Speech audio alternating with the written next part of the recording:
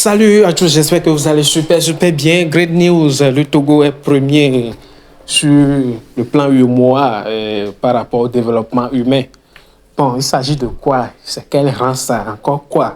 Bon, dans l'émission qui va sur Club de la Presse, autant pour moi, Club de la Presse, ils vont décortiquer en quoi le Togo est premier, qu'est-ce que c'est que ce rapport patati panana. C'est encore tombé au sale, c'est encore quoi ça? Notre Togo, premier dans tout, pratiquement. Bon, ok. Bon, sans plus tarder, on va suivre. Merci de liker la vidéo, partager, liker, abonnez-vous. On est ensemble. 2023-2024, le Togo premier dans l'espace UEMOA. Et voilà, c'est en quelque sorte un rapport, le rapport sur le développement humain. Et ce rapport, la cérémonie de lancement, c'était hier, bien sûr, mardi, avec la docteure Sandra Ablamba Johnson, qui a fait bien sûr le lancement. Et avec ce rapport, on comprend tout simplement que le Togo, sur ce qui concerne alors un certain nombre de choses, bien sûr, des critères bien définis par rapport à ce rapport sur le développement humain. Le Togo occupe la première place dans l'espace UEMOA. Sylvestre, comment vous avez accueilli peut-être l'information? Non, comme toujours, le Togo est premier dans tout. Le Togo est premier dans tout. Le Togo est même le premier pays donc, de la sous-région à basculer donc, dans un régime parlementaire. Là aussi, nous sommes premiers. Donc, le Togo est premier réformateur mondial, premier dans tout. Mais lorsque vous voyez la réalité, c'est le jour et la nuit. C'est le nœud, quoi. En fait, c'est l'intrigue, c'est le nœud. Bon, c'est ça, quoi. Il y a des critères définis par ces organismes-là qui, une fois que vous les respectez et tout, et bon, voilà, quoi, on vous dit que vous êtes premier. Mais je ne sais pas comment est-ce que... Même bon, ne soyez pas surpris, hein, comme bon matin, on nous dit que le Togo est le premier pays de la sous-région où le taux de chômage est véritablement donc, est très en bas et tout. Ouais, bon, bien sûr, j'ai reçu des critères, bien sûr. Oui, malheureusement, ce sont quand même des choses que nous... Peut-être les économistes ou les macroéconomistes peuvent expliquer et tout. Mais, bon, voilà, quoi. Oui, mais quand vous le dites, est-ce que ça veut dire que peut-être c'est des rapports biaisés? Non, écoutez, j'ai pas quand même tellement d'éléments pour apprécier cela et dire que ce sont quand même des rapports biaisés, puisque il faut un certain nombre donc, de critères. Une fois que bon, vous les validez et tout, bon, on vous dit que vous êtes premier. C'est là où moi je suis véritablement donc confus parce que bon, on est premier. Lorsqu'on vous dit que nous sommes premiers, cette fois-ci c'est quoi? Un de développement humain. Justement. Vous voyez quoi? Pour moi, ça me dit pas grande chose. Personne me dit que bon, le Togo est premier, mais bon, je circule un peu à Lomé et puis voir quoi. Qu'est-ce que ça apporte donc de plus au panier de la ménagère? C'est ça la question en fait, quoi. D'accord. Alors, Abbas, c'est vrai que l'information qui est donnée, c'est que c'est un rapport qui est réalisé et publié surtout chaque année par le Programme des Nations Unies pour le développement. Et le rapport du développement humain présente un état des lieux multisectoriel et met en lumière les défis entravant le développement humain durable. Et il fournit aussi des informations statistiques pour évaluer l'efficacité des politiques publiques, notamment à travers l'indice de développement humain, et classe les pays selon leur niveau de développement. Alors, nous sommes développés dans l'espace en matière alors de développement. Nous sommes le premier dans l'espace UEMOA. Est-ce que vous êtes surpris? Non, le Togo depuis quelque temps a entrepris aussi des réformes économiques à tous les niveaux. Je pense qu'il y a aussi des réformes sur le plan social. Tout à l'heure, le Gadiel parlait des cantines scolaires où il y a aussi des projets à l'endroit des populations. En fait, ce n'est pas le Togo qui se classe, ce n'est pas le Togo qui a fait le rapport, c'est quelqu'un, une institution, une organisation internationale qui a fait le rapport pour dire que le Togo est premier dans l'espace UEMOA et quatrième dans l'espace CEDEAO. Il est devancé par le Cap-Vert, le Ghana et un autre pays. Le Nigeria. Le Nigeria. Donc, voilà, ce n'est pas que le Togo est resté pour faire le classement. Ça dépend des réformes, des efforts que le gouvernement fait en matière de réformes économiques. Et ces réformes, tout le monde les a constatées. Lorsque on dit que le Togo est premier dans l'espace UEMOA, l'UEMOA compte combien de pays? Il y a 8 pays. dans l'espace UEMOA. Donc, moi, je ne suis pas surpris pour ce faire parce que même au sein de la sous-région, au sein de l'UEMOA, tout le monde sait que le Togo s'est engagé dans plusieurs réformes au plan économique et surtout des projets sociaux, puisqu'on a dit c'est dans l'humain, l'investissement dans l'humain.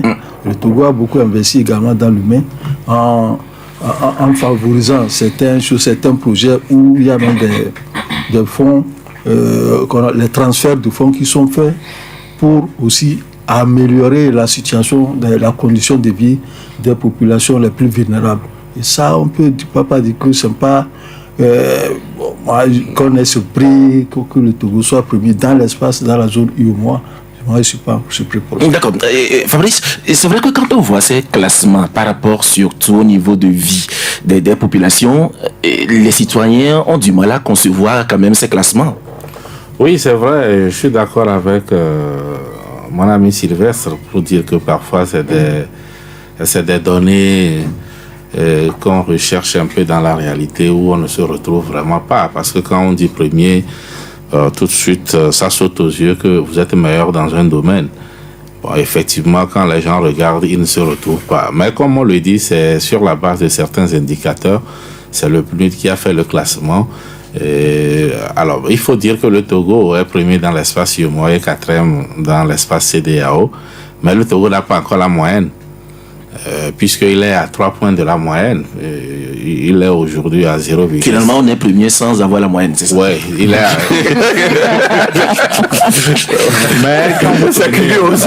Mais quand vous prenez les rapports précédents, vous allez tout simplement vous rendre compte qu'il y a une certaine évolution. Et aujourd'hui, le Togo est à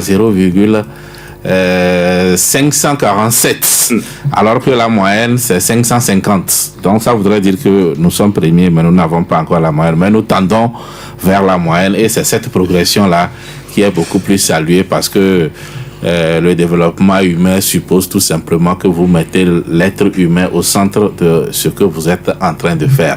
Quel est le lien avec...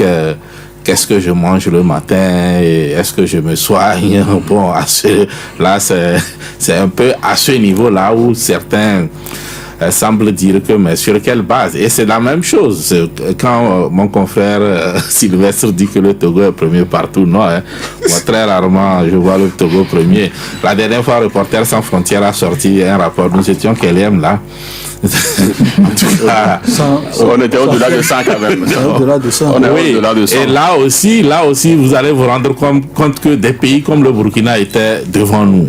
Vous voyez un peu, quand vous avez aujourd'hui les informations du Burkina, où on ferme les médias et tout cela, parfois c'est des rapports sur lesquels, quand vous observez un peu la réalité, vous avez du mal un peu à vous retrouver. Mais comme on le dit, c'est des indicateurs, et quand ces indicateurs sont validés, bon, on considère que... Il y a eu des rapports aussi où on avait dit une fois que le Togo est le pays le plus malheureux ou quelque chose comme ça, et les gens se demandaient, mais comment est-ce qu'on peut être même malheureux plus que des pays qui baignent dans la guerre tous les jours? Tout ça, bon, c'est ces spécialistes-là qui savent un peu, mais c'est un peu cela, c'est cette évolution qui est relevée, et comme on le dit, ce n'est pas un rapport établi par le Togo, c'est un rapport établi par le PNUD.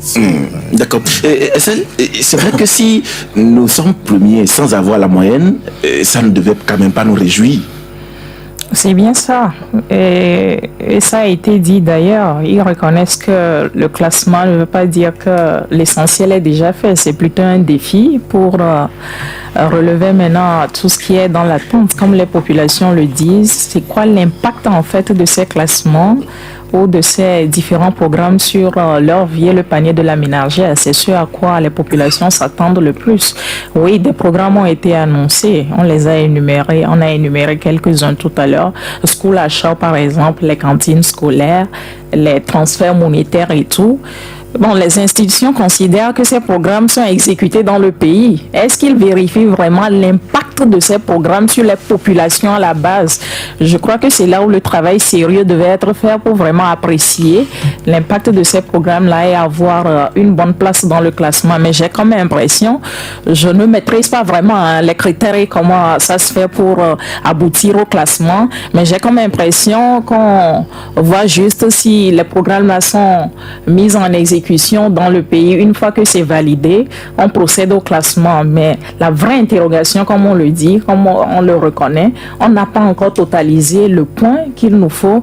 Donc ça veut dire des défis restent à relever et les problèmes sociaux ont encore la peau dure. On doit vraiment s'y engager pour mériter ces classements-là et épater le monde en fait. Et Sylvestre, au-delà de tout, il y a des défis qui restent à relever, tels que Estelle le dit, parce que aujourd'hui, quand on prend le citoyen lambda, le citoyen devient de plus en plus exigeant sur même son quotidien, sur un certain nombre de choses. Il y a la question de l'emploi, il y a la question même d'ailleurs de l'eau, la question de l'électricité. Il y a un certain nombre de choses quand même, des choses de première nécessité bien sûr, que le Togolais veut avoir même d'ailleurs se réaliser comme besoin.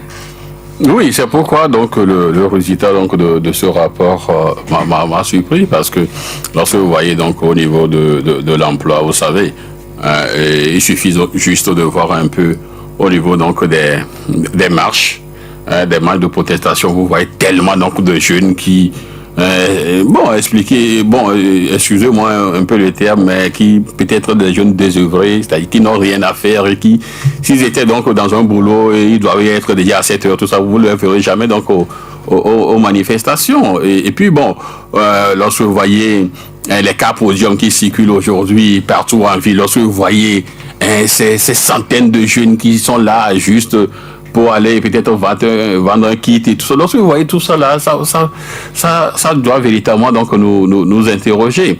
Le salaire du Togolais, bon, c'est pas ça.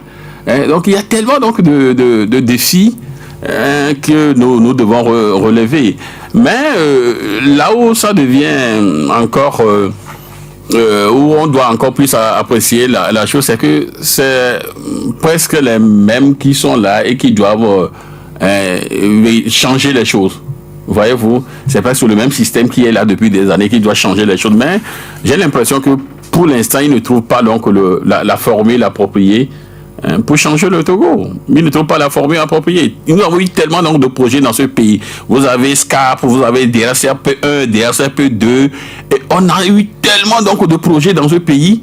Mais ça PUDC, on peut tellement en citer. Mais véritablement après, et le hic c'est que après on va de projet en projet. Après un projet, on ne fait pas le bilan pour voir l'impact. Qu'est-ce que cela a donné? Non, on passe à autre chose. Il y a quelques années, on nous a tellement donc vanté le PND. Et après, on n'a même pas fait le bilan. On bascule dans les feuilles de route gouvernementale 2025. Nous sommes presque en 2025. Vous verrez que déjà, à l'orée, donc vers fin novembre 2024, on va encore nous sortir donc quelque chose. Peut-être feuille de route 2030, ou je ne sais pas, ou feuille de route parlementaire. Mais voyez-vous donc, oui. Sylvestre, au-delà de tout, est-ce que ces classements dont nous venons alors de parler n'attestent quand même pas, ces programmes-là ne donnent en quelque sorte pas aussi de bilan pour ce programme? Le bilan, tout à l'heure, nous tous ici, nous sommes unanimes en disant que oui, nous sommes premiers sans avoir donc de moyenne.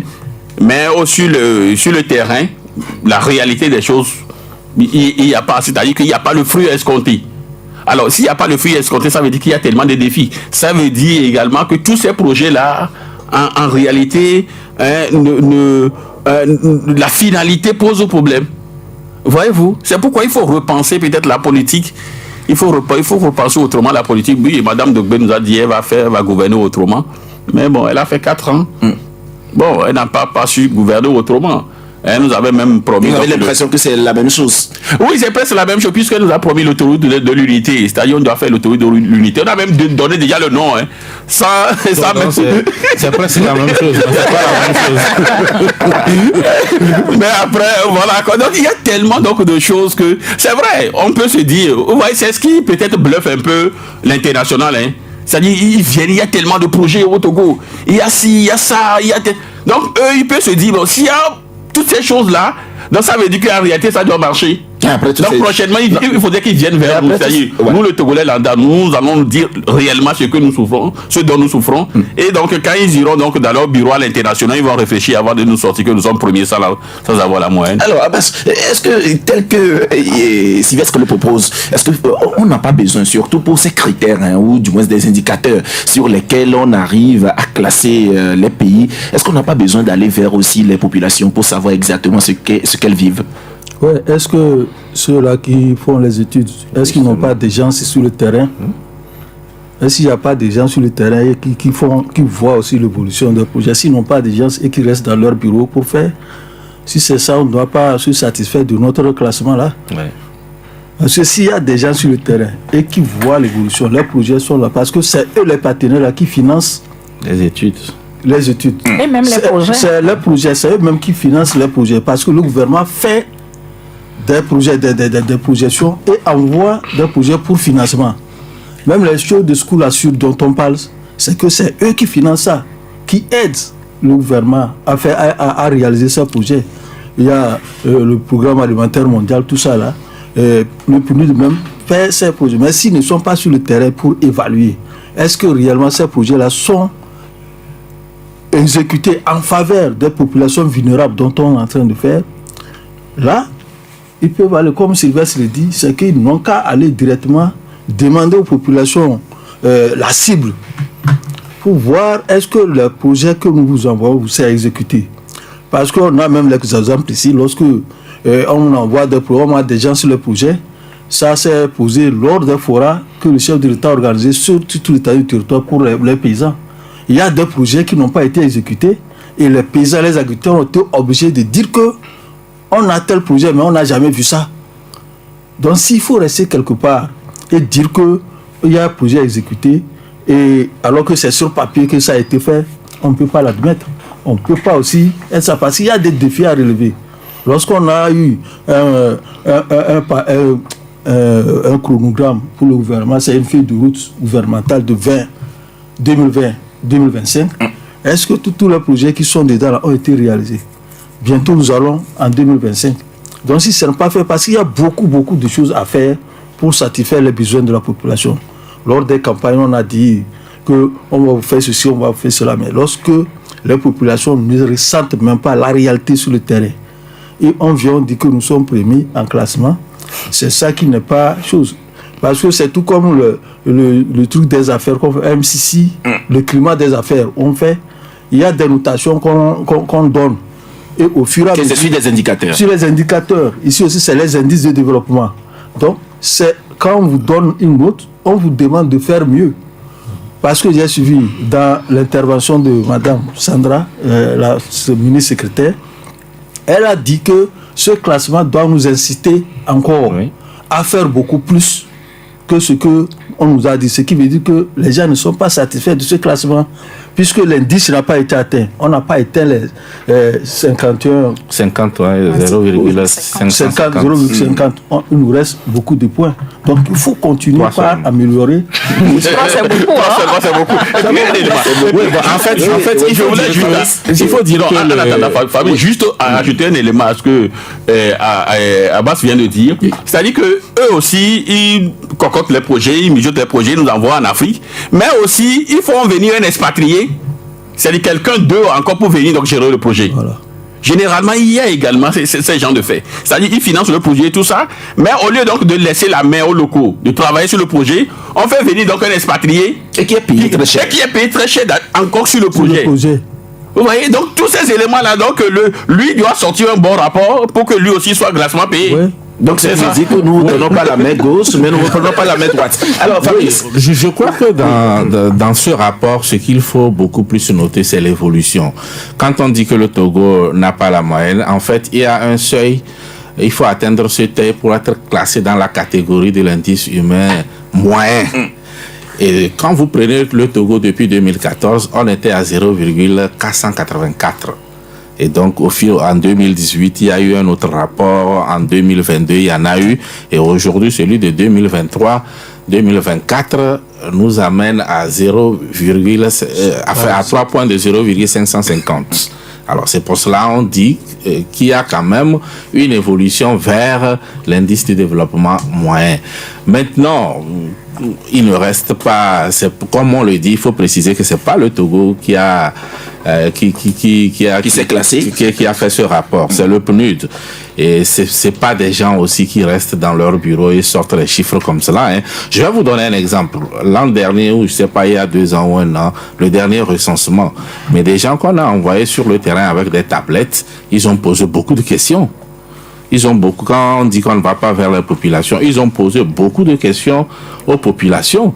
Et ces données-là, c'est pas des données, on ne pose pas des questions comme cela pour les poser. Et vous avez vu que au niveau de l'INSED, la façon dont ce recensement a été conduit, le dispositif a été mis sur place de telle sorte que les enquêteurs qui vont sur le terrain, quand c'est la pagaille, ils ont les éléments, c'est des tablettes qui sont connectées de telle sorte que si tu ne travailles pas, tu restes sous un arbre et après tu fabriques les chiffres. Ils ont la possibilité de le vérifier. Et là, alors donc, c'est un travail. Et il y a aussi ce qu'on appelle les agences de notation qui sont là, qui commandent des études et qui sortent de ces statistiques-là. Donc, c'est pas le Togo qui envoie forcément les chiffres. Il y a des gens qui nous suivent. C'est comme quand vous prenez les questions de droits de l'homme. Quand ils viennent, c'est pas seulement au gouvernement, ils s'adressent aux ONG, aux associations de défense des droits de l'homme,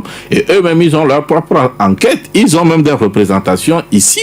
Si vous allez aujourd'hui à l'Union européenne, ils vont vous sortir des informations sur le Togo que vous-même, Togolais, vous ne savez pas. Donc, ce n'est pas... Bon, si c'est le premier rang dans l'UEMOA qui donne l'impression comme si on a... Bon, prenons le 4e rang dans la CEDEAO.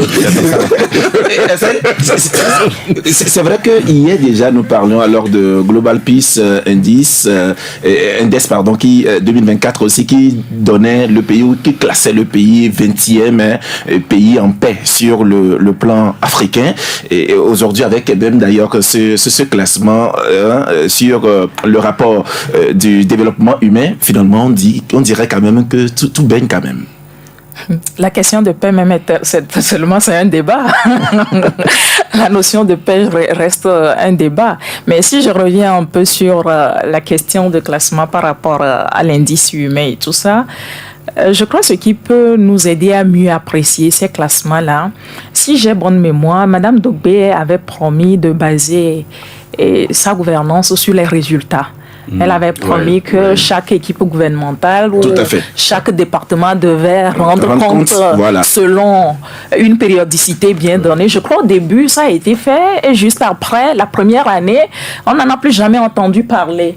Je crois que ces questions aussi devaient nous aider en fait à mieux apprécier si on a déjà un résultat en interne sur les différents programmes qui sont élaborés ou gérés par les différents ministères. Si on a un résultat communiqué au niveau des populations, on peut mieux apprécier en attendant que les organismes internationaux ou les organisations étrangères ne viennent nous donner encore un peu plus d'éléments sur tout ce qui est fait en interne.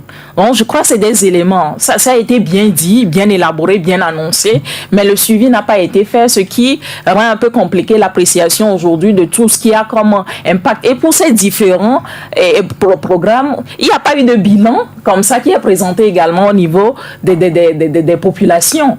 Quel bilan on en tire pour les différents programmes qui ont été faits? Rares sont les bilans qui ont été annoncés. Du coup, ça nous permettra de bien apprécier ce qui vient de l'étranger également par rapport à ce qui se passe en interne. Maintenant, sur la question de paix, oui, la paix, c'est l'absence de guerre. Le Togo n'a jamais été en guerre, donc on peut comprendre que nous sommes en paix. Maintenant, pour les aspects ou les questions sociales là qui vont venir se gargariser là-dessus, il faut que toutes les populations soient à l'aise, même si je reconnais que tout le monde ne peut pas l'être, mais il faut que le minimum soit fait comme ça.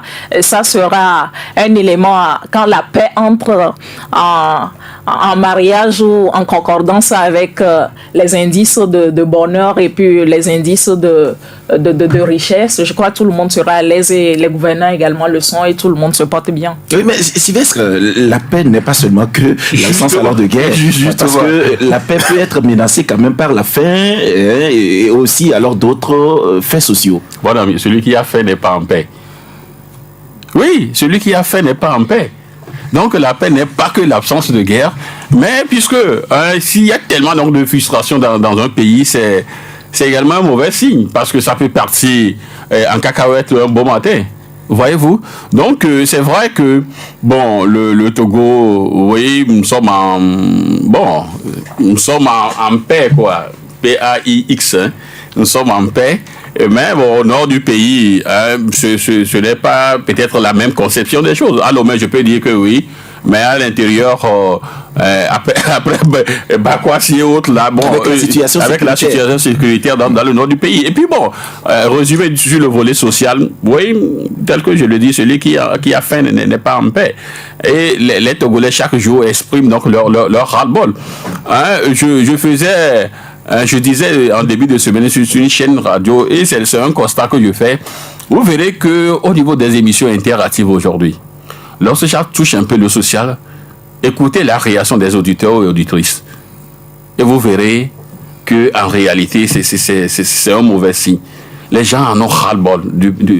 Les gens ne savent plus à quel sens se vouer, juste pour le quotidien.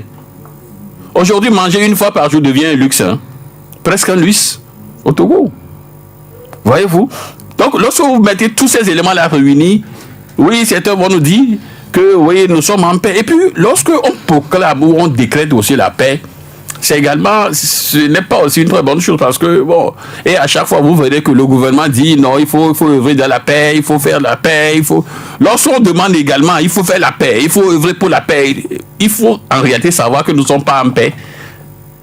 Parce que quand on demande plus de paix, ça veut dire qu'on sait intérieurement qu'on est menacé. Voyez-vous? Donc, il faudrait qu'on puisse... menacé par quoi? Non, on est menacé par le social.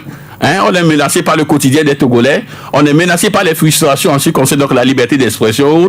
On est menacé par les restrictions donc des libertés, des droits fondamentaux. On est menacé par tellement donc de choses. Voyez-vous? Peut-être que les Togolais vont appeler tout à l'heure. Vous écouterez ce qu'ils vont dire. D'accord. Voyez-vous? Donc il faudrait qu'on puisse véritablement donc penser mieux le Togo. Quoi. Mais Abbas, et pour mesurer aussi la portée, l'importance de la paix, il est très important quand même de vivre peut-être dans un pays de guerre. Oui. Lorsqu'on dit que quand on n'est pas en guerre, on n'est pas en paix, ça je dis que non. Parce qu'il faut vivre ce qui se passe. Même, je donne l'exemple du Burkina ici. Ce qui se passe où les gens meurent à tout bout de champ. Parce que les terroristes menacent là, l'extrême nord du pays, du Togo ici, où les gens, on les tue. On décrète même des mesures d'urgence sanitaire, d'urgence sécuritaire pour dire qu'il faudrait que tout ça se calme là-bas. Et lorsqu'il y a même des élections, des activités à faire, lorsqu'on n'est pas en paix, on ne peut pas sortir. S'il n'y a pas la paix, on ne peut pas venir ici à la radio en train de parler. Si le pays est menacé de guerre, est-ce qu'on peut sortir faire nos activités? Est-ce qu'on peut sortir faire le commerce? Les mamans marchandes là, qui vont à Sigame, est-ce qu'ils peuvent aller rester à Sigame? Bien sûr que les Togolais disent qu'ils ont fait. Mais ils ont fait, c'est pas ça qui va dire que ça menace quelqu'un de paix. Mais il faut mener les activités pour pouvoir assouvir à ses besoins. Et s'il n'y a pas la paix, l'on ne peut pas rester dans la rue pour vendre. Ceux-là qui s'installent tout le long des rues, ceux-là qui vont au marché pour vendre. Nous-mêmes, qui menons nos activités, les activités économiques, les activités administratives au niveau des bureaux, au niveau des services publics. Est-ce qu'ici, à la part, quelqu'un peut se déplacer pour aller là-bas? Il faut voir, lorsqu'il y avait des événements, comment on dit ça, les grèves et des marches violentes, comment le pays était. Les gens avaient peur même de sortir pour payer. Quand vous entendez les Ivoiriens chanter par rapport à cette paix, sans la paix, même que vous ne pouvez même pas sortir pour acheter une cigarette, un bâton de cigare. Donc c'est ça, on parle de paix. La paix est là. La cigarette, c'est un luxe. C'est pas le plus urgent.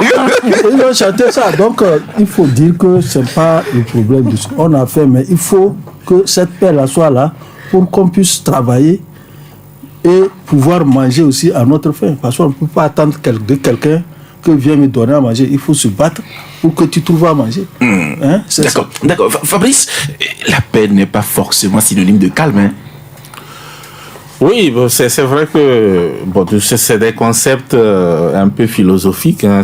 On va épiloguer là-dessus. On aura du mal à enfermer la définition de la paix, la liberté et le bonheur dans une définition toute faite. C'est difficile. Mais à un moment donné, il y a certains éléments fondamentaux qui permettent de définir ces éléments-là. Quand vous prenez les Nations Unies, ils ont une définition claire de la paix qui suppose la mise à l'abri de la guerre. Et c'est pour cela, très souvent, ils rapprochent la paix et la sécurité. Mais il y a aussi ce qu'on appelle la paix sociale. Et généralement, quand on a faim, ça peut être un élément qui peut pousser peut-être un individu à créer une situation d'instabilité. Parce que à supposer, je ne dis pas que les braqueurs forcément c'est parce qu'ils ont faim, hein, parce qu'il y en a, c'est pas forcément la faim, c'est pas aussi une manière de dire que ceux qui braquent c'est toujours ceux qui ont faim. Et bon, c'est pour cela que je vais pas m'aventurer sur ce terrain. Mais lorsque, enfin, dans un pays par exemple les richesses ne sont pas bien partagées entre les citoyens, il peut y avoir des conflits. Et ça peut me remettre en cause cette paix-là et autres. Mais effectivement, il faut vivre. C'est-à-dire, quand on évalue la paix d'un pays à un autre, vous allez vous rendre compte que dans certains pays, effectivement, quand on parle de la paix, sa réaction n'est pas la même que quelqu'un venant d'un autre pays où peut-être il n'a jamais vécu la guerre. Vous voyez la question des réfugiés, les déplacements des populations et tout cela et autres. Mais ce qui est sûr, il faut créer des conditions de paix. Parce qu'aujourd'hui, quand on explique un peu la situation dans le nord du Togo, au Burkina, au Mali, avec les questions liées au terrorisme, quelque part, on n'occulte pas la pauvreté. Madame le Premier ministre l'a dit, l'une des raisons, c'est forcément la pauvreté. Parce que tous ces jeunes qu'on enrôle, parfois, les gens y vont sur la base du fait qu'il y a un appât de l'argent. C'est là où je suis d'accord avec le chef de l'État qui dit qu'il y a des jeunes qui ne réfléchissent pas assez, qui mordent facilement à cet appât-là. Ça, il faut le reconnaître. C'est pour cela que je prends soin de dire, il y a des gens qui ont faim, mais qui estiment que quand on a faim, c'est pas tout, on mange. C'est pas parce que j'ai faim que je dois prendre une arme pour aller braquer, tuer et autres.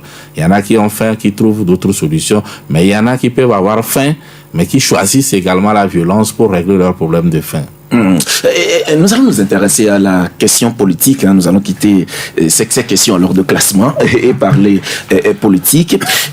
Parlons politique. C'est vrai, nous savons que déjà le vendredi dernier, c'était le 14. Il y a le bureau de l'Assemblée nationale qui a été mis en place. Et désormais, nous savons que c'est Sévan Kodzo Adedje qui est le président de l'Assemblée nationale et qui remplace même d'ailleurs Madame Yawa Chantal Tegan. Et finalement, quand on, oui, Digboni, bien sûr. Et quand on prend même d'ailleurs le sujet Sylvestre, on dirait tout simplement qu'avec ce bureau de l'Assemblée nationale, pas à pas, la 5e République est en train de prendre corps. Oui, mais si vous le permettez, donc bien avant d'aborder cette question, je reviens juste sur le sujet que nous venons donc sur le précédent sujet. Vous savez, le chef de l'État dans son discours je crois de 2012, que tout le monde cite, il dit que lorsqu'un petit nombre accapare les richesses nationales, cela crée un déséquilibre profond qui menace la paix et le progrès. Je crois que lorsque vous analysez donc les termes donc, de ce discours-là, donc ça rejoint un peu ce que nous dit, lorsque celui qui a faim, je crois que lui, il est dangereux. Alors, pour revenir donc à la 5e République, oui, la 5e République est en marche avec l'ancien ministre d'État et Sévan Kodzo Adedje, qui est aujourd'hui donc le président de l'Assemblée nationale. Et donc avec, disons, le groupe parlementaire uni à tout prix Hein, et lorsqu'on est unis, on gagne, et lorsqu'on gagne, on gouverne, et quand on gouverne, on prend tout. Donc ils ont pris donc les 13 postes. Ça, c'est votre part. C'est toi qui dis ça. Est-ce qu'on prend tout aussi se trouve dans le slogan? La preuve, ils ont tout pris, non? Il y a 13 postes. Mais ils n'ont pas dit ça, c'est toi qui le complète. Il y a 13 postes donc, au niveau donc, de l'Assemblée nationale. Ils ont tout pris. Mais on s'arrête donc, sur le gouvernement, on prend tout. On s'arrête sur le gouvernement. Donc, voilà un peu la situation. Donc, unir donc, le bureau de l'Assemblée nationale. Vous savez, bon, c'est vrai, ils ont gagné. Hein. On ne peut pas quand même leur reprocher cela, mais l'idéal serait donc de coopter un ou deux membres donc des 3 sièges rescapés de l'opposition, de coopter au moins un ou deux membres dans le bureau. Ben voilà, ils ont décidé donc de tout prendre et puis ils ont tout pris puisque c'est eux qui gouvernent. Et donc maintenant, on verra au niveau des commissions s'ils vont un peu laisser quelque chose pour les 3. Les 3 mousquetaires qui sont restés donc au niveau donc de l'Assemblée nationale. Bon, voilà quoi. Bon, là, et on attend, selon donc nos informations. Et puis, lorsque vous voyez le ministre de l'administration territoriale, vous le verrez, il a déjà fait une tournée. Tout à fait. Ça veut dire que très, très bientôt, on aura aussi les élections sénatoriales. On aura donc les 2 chambres, le Sénat et l'Assemblée nationale. Et donc, bon, on aura très bientôt le président de la République et puis le PCM, le président du Conseil des ministres. Voilà, quoi, là, c'est qui notre République est en marche. D'accord. Abbas, l'expression démocratique ne voudra quand même pas que, tel que Sylvestre l'a dit tout de suite, que au moins quelqu'un de l'opposition soit dans le bureau de l'Assemblée nationale. Ce n'est pas l'expression démocratique, c'est la loi qui le détermine. Il y a le règlement intérieur aussi de l'Assemblée nationale qui détermine. En fait, selon les dispositions du règlement intérieur, c'est que lorsque la présidente revient à un parti politique majoritaire, la vice-présidence aussi est donnée au parti de l'opposition, et ainsi de suite. C'est pour cela que l'année dernière, il y a eu le président, Madame Tchega, et puis vice-président, c'était le... Est-ce qu'il n'y a pas quelque chose qui a changé dans le nouveau règlement intérieur? Il y a quelque chose qui a changé dans le nouveau règlement, mais seulement il y a la Cour constitutionnelle qui a donné son avis également pour qu'on revoie légèrement cet article ou bien ce règlement intérieur. Donc on attend de voir ce qui va se passer parce que quand ça se passe ainsi, c'est que lorsque le président est là, jusqu'au questeur, c'est que ça alterne. Seulement, on ne sait pas si cette fois-ci, l'opposition qui est au Parlement... Est-ce que c'est au niveau des commissions ou du bureau? Sinon, je n'ai pas, à ma connaissance, je n'ai pas un test qui fait c'est au niveau de la CENI que les tests préconisaient ça. Oui. Mais au niveau de l'Assemblée, moi non plus. Sinon, je n'ai pas J'ai demandé la mouture, je ne l'ai pas obtenu. Personnellement aussi, je ne l'ai pas obtenu. Mais j'ai jamais vu un opposant dans le bureau, enfin, cette dernière législature. Sincèrement, le test, le règlement intérieur, je ne l'ai pas, je ne peux pas vraiment... De l'Assemblée nationale. Oui, il y avait le qui est décidé là. Il y a aussi un autre qui est décidé. Oui, bon. Mais est-ce que c'est une obligation? Est-ce que c'est une loi qui est là autorisée? C'est le règlement intérieur qui peut trancher. On ne l'a pas encore. Du coup, on ne peut pas apprécier. Le règlement même n'est pas encore fini puisque la Cour constitutionnelle a encore des amendements à faire là-dessus. Oui, mais moi je parle plutôt alors d'expression démocratique, juste par rapport même d'ailleurs à ces expressions de tradition démocratique. Cela, je dis. Je crois que si tu mets en avant l'expression démocratique, je crois que c'est la démocratie qui a marché c'est la majorité. C'est-à-dire que moi j'ai compris que les 3 qui sont au Parlement. Bon, il voulait dire la tradition démocratique. À l'extérieur, est-ce que comment ça se verra? C'est aussi ça. En fait, c'est pour cela, sous réserve de voir qu'est-ce que les dispositions du règlement intérieur disent exactement. On nous a dit tout simplement qu'il y a élection du bureau de l'Assemblée nationale. Alors que dans cette Assemblée nationale, il y a un parti qui est majoritaire. Je ne sais même pas s'il faut dire majoritaire ou qui est pratiquement hyper majoritaire. Alors à ce niveau, la liste des candidats, il y a eu à aucun poste, il y a eu une double, il n'y a pas eu de candidats à part les candidats du parti Unir. Alors peut-être que les 3 qui sont là ont compris que même s'ils sont candidats, ils n'auront rien puisque la majorité, c'est les autres. Maintenant, pour qu'ils soient dans le bureau, peut-être ça doit relever d'une négociation, à mon avis. Une tradition démocratique. Une tradition pour dire, bon, peut-être on va pas tout prendre, on va mélanger un peu et autres. Mais moi, je me dis que pour moi, ça ne change rien à l'évolution du pays. C'est-à-dire, moi, je suis dans une logique, si vous gagnez, gouvernez. Et le jour où, à l'heure du bilan, vous vous rendez compte également. Parce qu'effectivement, à plusieurs reprises, notre pays a connu ces histoires de gouvernement d'union ou d'ouverture, de large ouverture. Mais quand on met des individus, ils font ce qu'ils peuvent. C'est peut-être que politiquement, ça peut décrisper la situation.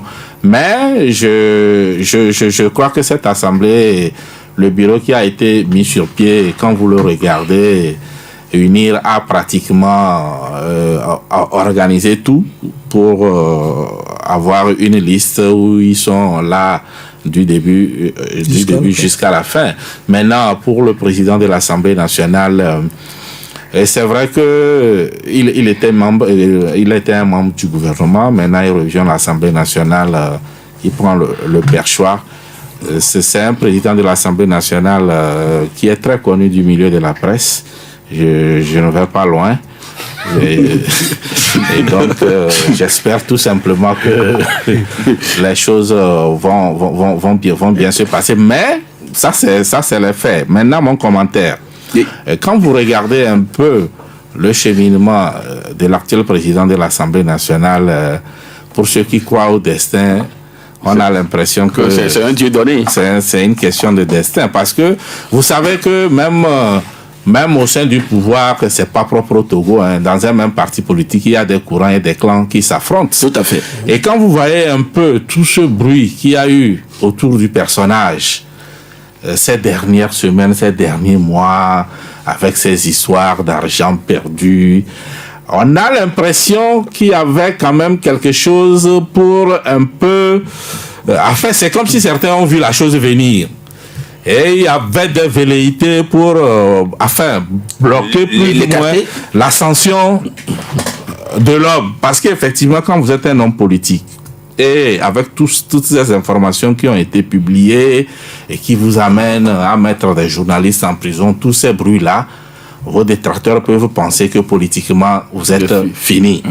Mais, contre toute attente, il a été promu. Adélie est allé jusqu'au bout et il a pris le perchoir. Et donc, quelque part, je me dis que c'est le destin de l'homme. Tout ce qui a été fait, peut-être pour freiner un peu cette lancée-là, ça n'a pas eu d'impact. Il a continué sa carrière politique comme si de rien n'était. D'accord. Estelle ? Oui.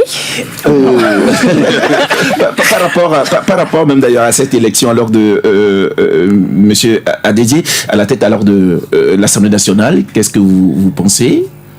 Oh, je ne pense rien. Il est élu député et ses pairs l'ont porté au perchoir. Donc, comme on l'a dit, c'est en quelque sorte son destin. Il n'était même pas au pays. Il est en Turquie pour... au Rwanda. C'était au Rwanda, à Kigali. Oui, je crois bien. à Kigali. Il était à Kigali pour une mission avant qu'il ne soit porté à la tête de l'Assemblée nationale. Parlant des candidatures et tout, on a remarqué quand même qu'il n'y a pas eu deux candidats à un seul poste. Il y a que des candidatures uniques à chaque poste, ce qui a fait que, parlant des membres de l'opposition, ils n'ont d'abord pas candidaté. Donc, il n'y avait pas de logique pour qu'ils se retrouvent dans le bureau n'ayant pas candidaté. Et comme on l'a dit, on n'a pas encore le règlement intérieur de l'Assemblée pour vraiment apprécier, en fait, tous ces aspects-là, pour voir comment est-ce que les choses se sont passées. Mais ce qu'on a pu remarquer, c'est ce qu'on a décrit sur ce plateau, des candidatures uniques. Et c'est Apévon qui était... c'est mon TP Adidje qui est peut-être le lapsus n'est pas anodin, mais c'est le lapsus n'est pas anodin. Il y a un fait également qui a marqué la séance la fois passée, le vendredi dernier bien sûr, c'est que déjà quand le doyen d'âge alors devait laisser même d'ailleurs quitter le perchoir, c'est vrai qu'il avait voulu même d'ailleurs donner quelques conseils pour surtout le jeu démocratique alors au Togo. Il a dit le pays nous appartient tous, il est très important quand même que nous travaillions ensemble alors pour construire ce pays et tout. Et à un moment donné, il semble même d'ailleurs que ces propos n'étaient pas au goût alors des députés unis et il y a beaucoup de gens quand même qui ont commencé par bouder, ils ont quitté même la salle. Et c'est aussi Sylvestre, je ne sais pas si vous avez appris aussi cela. Oui, je crois que le problème que nous avons au Togo, surtout au niveau donc de la représentation nationale, c'est que nos députés sont plus des députés du parti que des élus de la nation. C'est pourquoi on n'a jamais vu un député du parti uni et un autre donc de l'opposition réfléchir ensemble sur une proposition de loi et soumettre. C'est-à-dire que on vient à l'Assemblée nationale, c'est vrai qu'ils ont été élus par un parti politique, mais une fois à l'Assemblée nationale, vous êtes devenu donc un élu de la nation, un député de la nation. Mais les gens sont souvent trop accrochés à leur parti politique. Ce que disait donc le doyen d'âge, le professeur Aimé Gougué, c'était juste inviter donc ses collègues députés, ses concitoyens, à ce qu'on puisse briser l'intérêt national. Je ne vois pas en quoi certains puissent être aussi agités et sortis de la salle.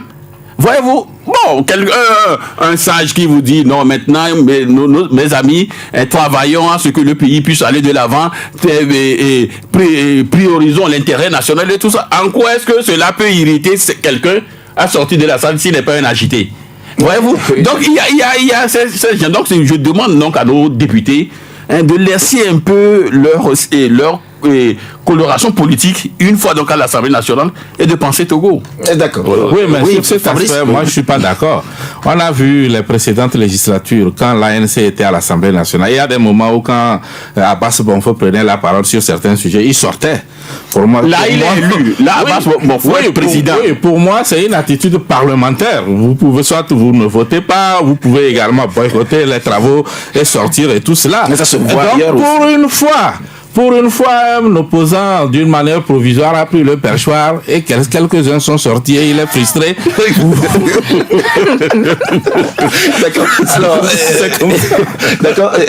Mais je pense que nos auditeurs je n'étais pas pour voter, c'est juste des conseils. Oui, mais ensemble, il faut qu'on mette quand même le Togo devant. C'est l'intérêt national. Un doyen vous conseille, toi tu sors de la salle. Merci beaucoup. Alors, nous allons maintenant donner la parole aussi à nos auditeurs. Alors, bonjour Nestor, comment vous allez? Je vais bien. Allez-y. Oui, merci pour les informations données sur la santé. Le lavage des mains, important, c'est bien. En ce qui concerne ce classement, ça dépend de là où l'on se trouve dans la société, soit dans la majorité qui tire le diable par la queue, soit dans la minorité qui s'accapare des biens de la République. Avoir le verre à moitié plein et à moitié vide. Au lieu de faire ce classement, il faut plutôt élaborer des stratégies gagnantes pour la jeunesse, la formation, le transfert de technologies, la diminution de prix des aliments de base, l'organisation et la proclamation des concours nationaux. Et pour finir, sur le plan politique, c'est le statu quo, c'est-à-dire déshabiller Pierre pour habiller Paul. C'est le statu quo qui continue. Merci Canal FM. Merci beaucoup à vous, Nestor, depuis Agueport, votre intervention, 22 21 33 114. Allô? Allô, bonjour. 22 21 33 114 91 36 63 75, les deux numéros sur lesquels vous pouvez réagir, participer au débat de ce mercredi. Allô? Allô? Oui, bonjour. Bonjour.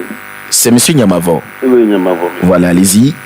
Oui, je salue Gadiel pour ce que nous mangeons. D'accord. J'aimerais qu'il m'aide à savoir si, généralement dans la l'agriculture togolaise, nous constatons que les tracteurs sont remplacés par les herbicides.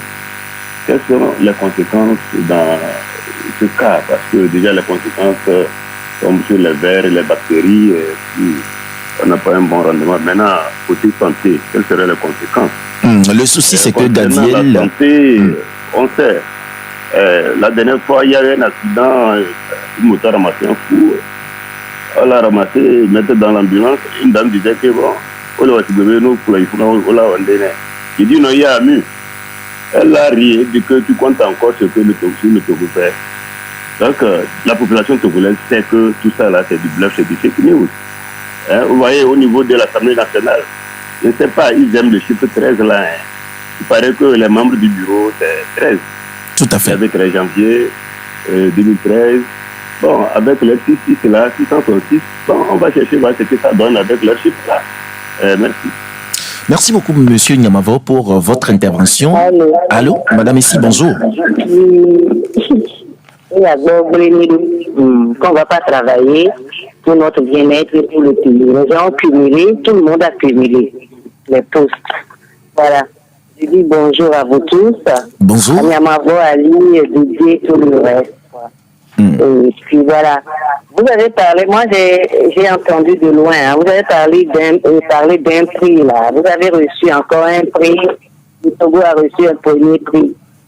Oui, c'est un classement. Ça, oui, classement sur le rapport du développement humain. Classement, tout ça là. Tout ça. Le Togo est premier. Ça. Ça nous perd le temps. Il faut arrêter. Moi, je serai les jeunes dirigeants qui sont arrivés en 2005 là. Je ferai autrement. Je vais couper le pont avec les habitudes de la maison. Ils ont promis les réformes démocratiques en 2008. Je ferai tout ça là. Je serai parti depuis le pays développé. Je reviens s'il faut. Après, je ferai pas pire quoi. Ils n'ont qu'à arrêter tous ces trucs-là, des prix. Non, on n'en a pas besoin. On a besoin d'alterner pour évoluer, pour avancer. Et que tout le monde travaille dans le pays est bloqué. Pas une minorité. C'est pas bon, c'est pas normal. L'écrit, et l'histoire s'écrit en noir. Merci. Merci beaucoup, Madame Messi, pour votre intervention. 22 21 33 114. Allô? Allô, bonjour. Allô? 22 21 33 114 91 36 63 75, les deux numéros sur lesquels vous pouvez réagir. Allô? Allô, bonjour. Oui, bonjour, comment vous allez? Je vais bien. S'il vous plaît, diminuez un tout petit peu le volume de votre poste à côté de vous.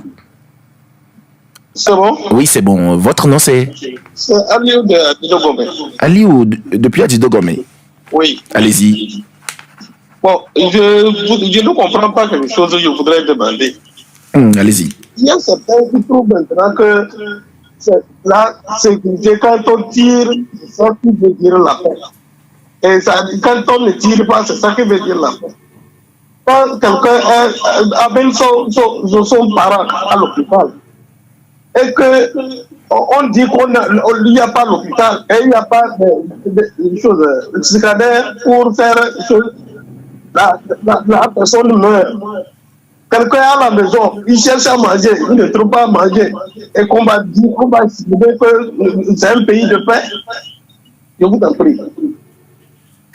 Donc, les journalistes qui sont chez vous, je ne sais pas si c'est, on les fait un salaire et qu'ils viennent et ils disent n'importe quoi. C'est pas sérieux, là.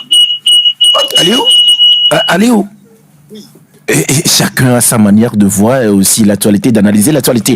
22 21 33 114 91 36 63 75. Il est très important quand même de parler avec courtoisie. Hein. Allô? Allô?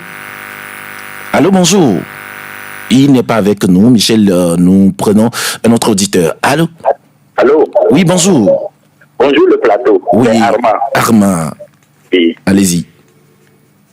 Que là, c'est une notion un peu compliquée à expliquer. Et il faut reconnaître que ceux qui ont vécu des conflits armés peuvent mieux comprendre ce qu'on appelle la paix. Les gens mélangent les problèmes d'existence et la paix. Pas la même chose. Hein. Donc, ils ont fait un autre cas. Ça, c'est une autre paix. Ça, on le sait. Il faut reconnaître quand même que l'absence de violence et du conflit armé c'est quelque chose à apprécier. Et les Togolais l'apprécient. Revenons un peu sur ce qui se passe au Parlement. Il faut dire quelque part, tout ce que nous allons demander, c'est que le député soit de la nation. Il puisse s'occuper de tout ce qui concerne la nation. Pas trop afficher ses couleurs politiques. Merci. Merci beaucoup, Allemand, pour votre intervention. 22 21 33 114 91 36 63 115. Allô? Bonjour. Bonjour, Basile.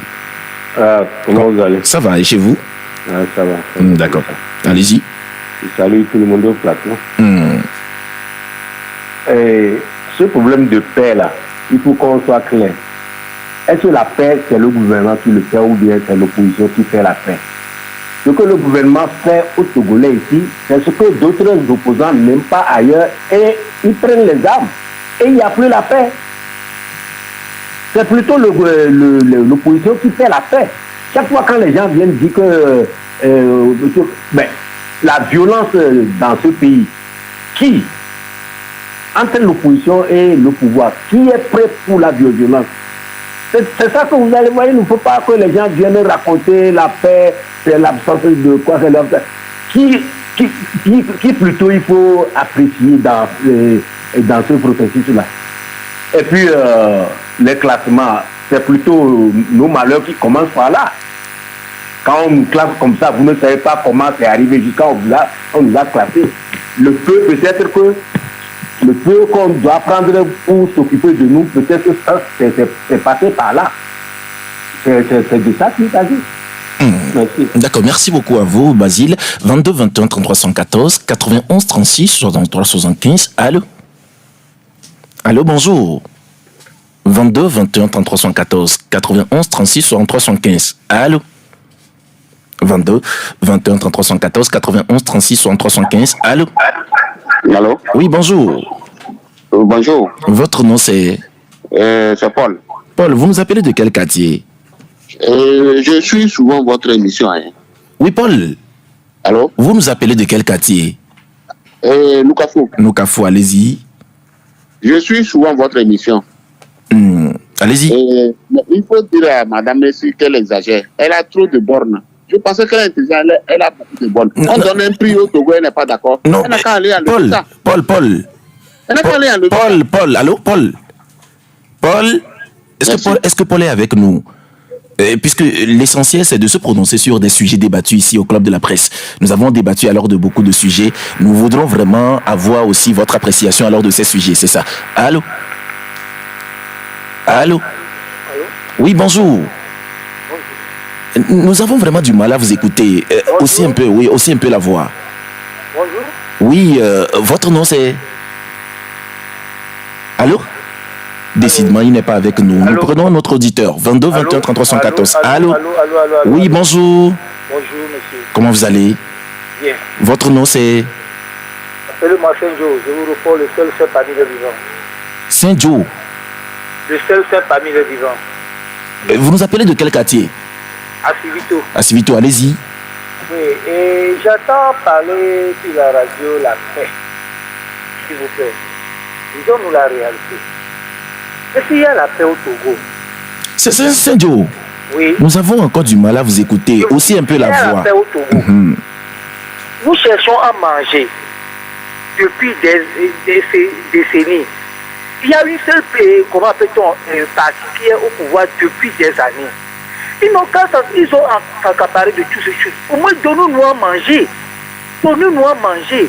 Si nous mangeons aussi au Togo, là, c'est-à-dire, quand nous sommes rassasiés, c'est à ce moment qu'on dit qu'on est en paix. On cherche partout à manger, on ne trouve pas. Les enfants, on dit on les a emprisonnés. Moi, je le dis, je préfère qu'on me tue plutôt. Parce qu'ils se sont venus creuser derrière ma maison. Je vis dans l'eau. Hein? Mais travail, ça ne va pas. Depuis là, ils sont là-bas. Il fallait qu'ils nous donnent à manger au moins. Et on dit qu'il y a la paix, il y a la paix au Togo. Et puis il y a une seule personne, des amis qui se sont accaparés des biens du Togo, ils disent qu'il y a la paix au Togo. Pourquoi vous ne voulez pas qu'on dise qu'il n'y a pas la paix? Donnons-nous juste là, et au moins la liberté au Togo. Donnons-nous la liberté. dans d'autres pays là. Est-ce qu'ils ne vont pas, ils ne vont pas dans d'autres pays?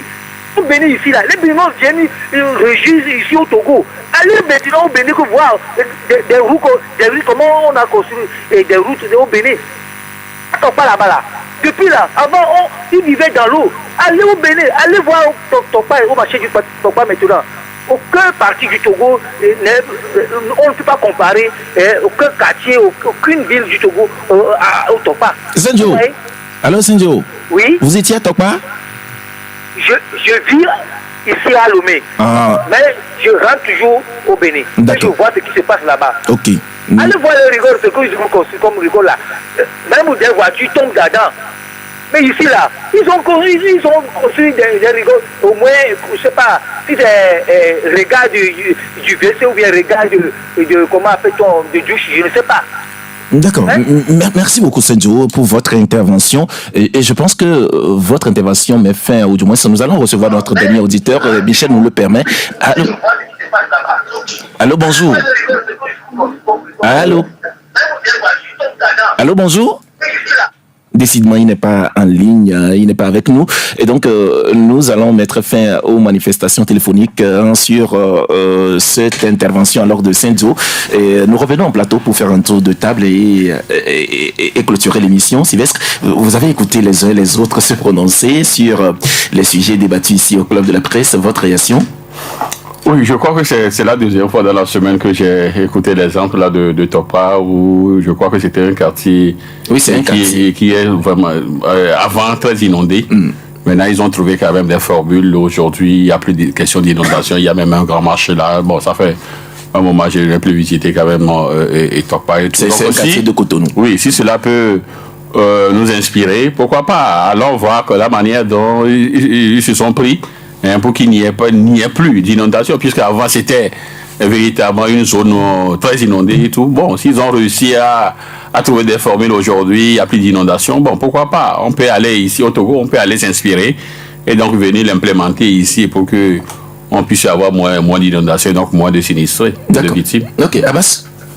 Non, pas grand-chose à commenter sur les interventions des uns et des autres. Je pense que chacun a donné son opinion.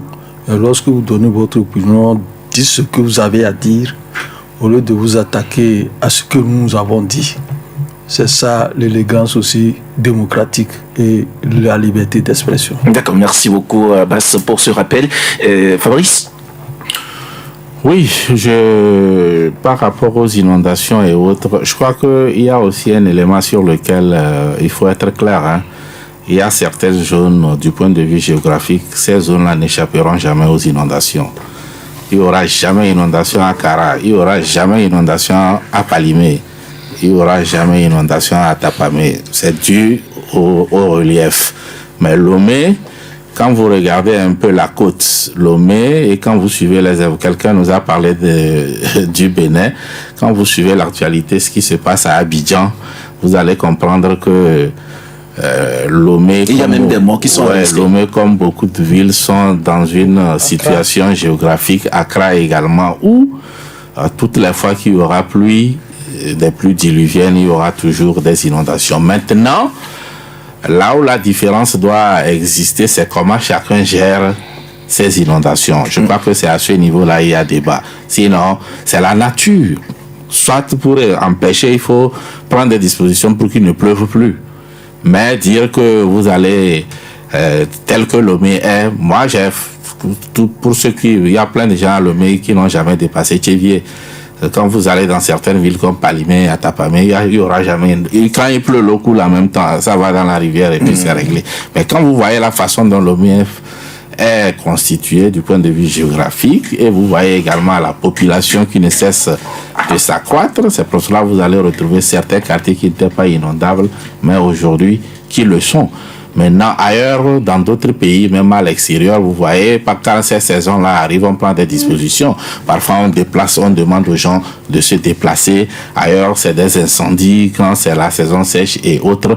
Donc, c'est la façon dont chacun gère ces inondations pour limiter les dégâts. Je crois que c'est à ce niveau-là on doit faire le débat. D'accord, merci beaucoup Fabrice. Estelle? Oui, Fabrice a marché sur ma langue, c'est ce que je tenais à dire. Puisqu'on était dans une optique de comparaison, mais en matière d'inondation, je ne pense pas que comparaison soit raison. Tout dépend du relief de chaque pays. C'est par rapport à ce qu'offre le relief qu'on apporte des solutions en fait à ces questions d'inondation. Donc, il appartient maintenant à chaque pays de trouver des alternatives ou des solutions par rapport à ce qui se passe dans le pays et apporter en fait des solutions aux préoccupations des populations. Donc, en général, un peu de courtoisie, on donne des positions par rapport à ce qu'on ne s'attaque pas en fait à ce que a dit un auditeur ou un journaliste sur ce plateau. D'accord, merci beaucoup Estelle. Je reste avec vous pour votre note de fin d'émission. Non, je n'ai pas de note à donner. Et Sylvestre? C'est une question de note, là, il faut réfléchir. Attendez, il va réfléchir avant d'agir. Puisque nous n'avons plus assez de temps, Basse. Vous n'avez pas de note, c'est Fabrice? Non, moi je donne 2 sur 20 aux auditeurs qui n'écoutent pas l'émission et qui attendent juste qu'on ouvre l'antenne et puis on saute dedans. Sinon, on n'a jamais dit qu'on a donné un prix au Togo. Hein. Non, jamais. On a dit qu'il y a un rapport qui classe le Togo. C'est un classement. C'est tout. Donc, il faut suivre les émissions, c'est tout. Donc, merci beaucoup.